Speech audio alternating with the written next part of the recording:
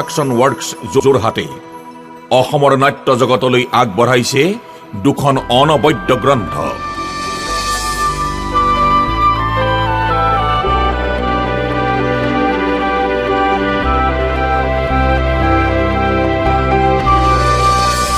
নাট্যকাৰ ডক্টৰ অৰূপ বৰঠাকুৰ,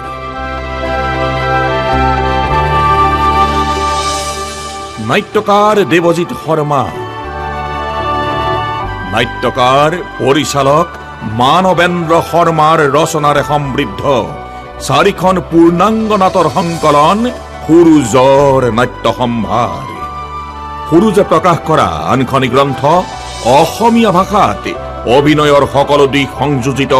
প্ৰথমখনি নাটকৰ ব্যৱহাৰিক জ্ঞানৰ গ্ৰন্থ প্ৰায়োগিক নাট্যকলা। আপোনাৰ কপিটো আজিয়েই সংগ্ৰহ কৰক।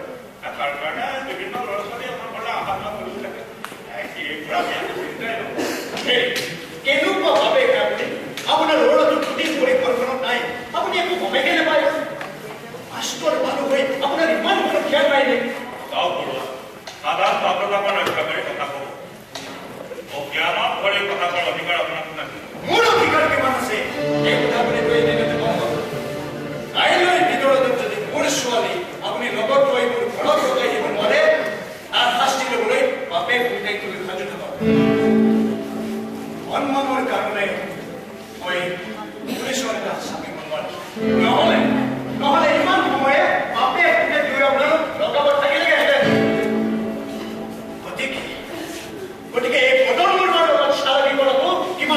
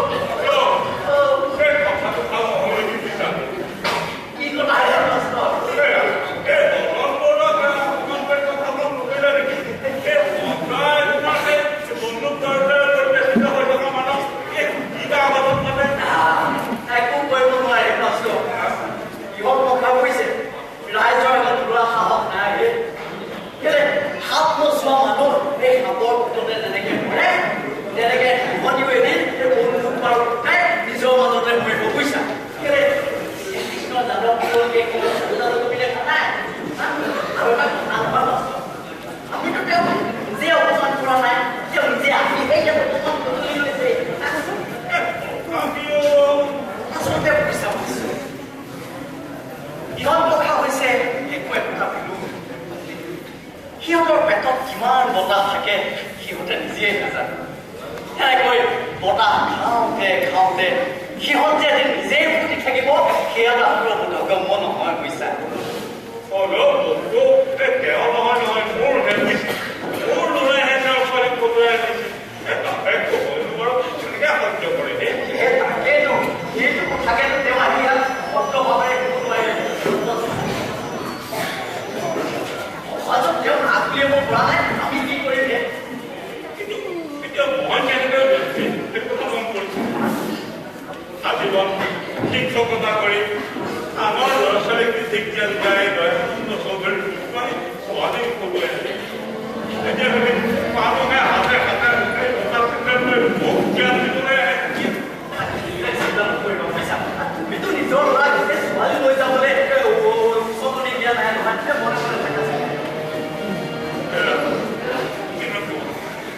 ছোৱালী হ'ল প্ৰিয়া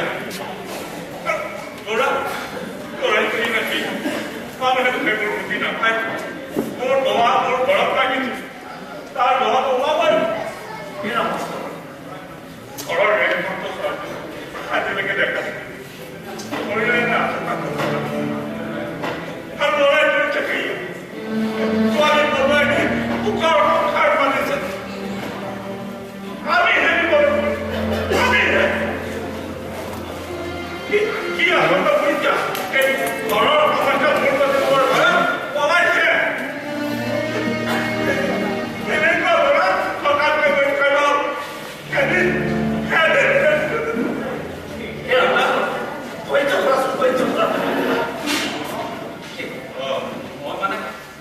মানে কথা এটা শুনিব খুজিছিলো কথা সুধিবলৈ ইমান চেওগেৰখন কৰিব লাগে প্ৰথমকে কৈ দিলে কথাটো মানে মানে আমি কেইদিনমানৰ কাৰণে টাউনৰ ঘৰ এটা ভাড়া লৈ লৈছো কিবা ঘৰ নহয় থাকিবৰ কাৰণে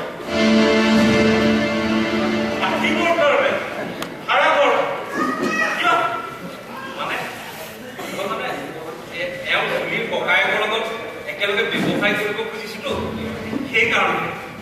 হয় হেৰিয়াৰ লগত ব্যৱসায় কৰিব পাৰিছ ঠিক আছে তাৰ কাৰণে তই ভাড়া ঘৰ ল'বলৈ লাগিছে টাউনত বেছিবোৰ নহয় ঘৰৰ ওচৰতে ঘৰৰ অহা যোৱা কৰি ব্যৱসায় কৰিব পাৰোঁ টাউনত থাকিলে কিছুমান সুবিধা হয় সেইবাবে আমাৰ ঘৰৰ ভাড়াটো বহুত বেছি হ'ব আৰু তই ব্যৱসায় আৰম্ভ কৰিছহে তই ইমান কথা দিলি কৰিব আচলতে দেউতা আমি ভাড়া দিব নালাগে নহয় ভাড়া দিব নলগা কেনেকুৱা ভাড়া ঘৰ সেইটো মোৰ জেঠেই ঘৰ আমাক তাতে থাকিবলৈ কৈছে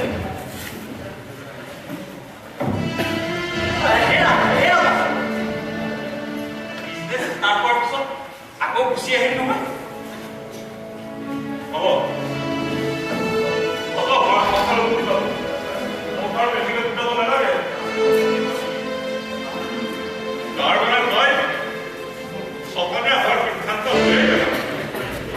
তুমি মোক কি কৈছা দেউতা ঠিকেই কৈছো মইতো পহুৰৰ ঘৰত থাকিবলৈ যোৱা নাই নহয় শহুৰেৰে হ'ব পাৰে কিন্তু মইতো একেবাৰে যাবলৈ যোৱা নাই নহয় আকৌ আহিম নহয় এতিয়া আহিবি পানীয়াৰ উদ্ধাৰ হোৱাৰ পাছত নে পানীয়াৰৰ মৃত্যুৰ পাছত মোৰ মৃত্যুৰ পিছত এই কাষত অধিকাৰ পাই প্ৰশ্ন কৰিবলৈ সেয়া মই জানো নহয় তুমি কিবা এটা উল্টা বুজি পাই মই একো বুজা নাই মই তহঁতৰ পিতৃ মোৰ গুৰিত কেইটা পূজা আছে তাক মোক তই গাঁৱলৈ জানিব আগত না যাব পিছত না কিন্তু এইবোৰ এই ভণ্ডামিবোৰ কেলে কৰিছে